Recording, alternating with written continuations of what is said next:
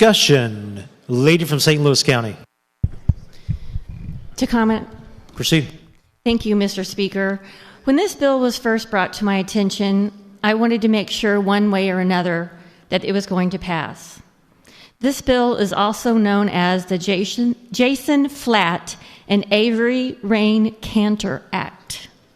2 teenagers that left this earth too soon. I wanted Avery's mom to know that we were going to vote on this today. But I also want to mention that marginalized groups need mental health. LGBTQ youth are 4 times more likely to commit suicide. So we need to vote yes on this bill more than ever. And I want to thank the lady again for bringing it to the committee. And I hope everyone will vote yes on this. Thank you. Further discussion. Lady from Jackson. Thank you, Mr. Speaker. To speak in support of the bill, please. Proceed. Thank you, Mr. Speaker. As you know, I serve on your your Health and Mental Health Committee and the Subcommittee for Mental Health Policy Research. During the interim, we heard nearly 20 hours of testimony from Missourians, advocates, and organizations on the mental health crisis, including suicide in this state. So I thank the lady for this bill. It's a great bill. It does address the need, and I do want to piggyback on what the lady from St. Louis City said about marginalized groups. You all need to think about what you do.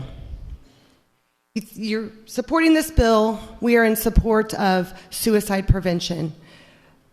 But what we did earlier, attacking the marginalized communities, is disgraceful. Are we here to help people or hurt people? Another example of what we've done earlier, or I guess last year, the exhibit of LGBTQ and Missourians was kicked out of this building to something called the Lomans Building. Gentleman, state your point of order. Thank you, Mr. Speaker. This isn't related to the underlying bill. Discussion on the point of order. Gentleman from St. Louis City. To speak against the point of order. Proceed. Thank you, Mr. Speaker. Very clearly, this bill is about suicide prevention and the things we do in this building to help prevent suicide.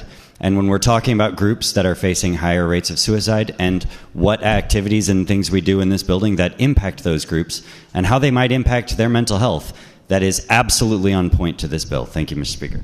Let's keep our comments confined to the bill. Lady, proceed.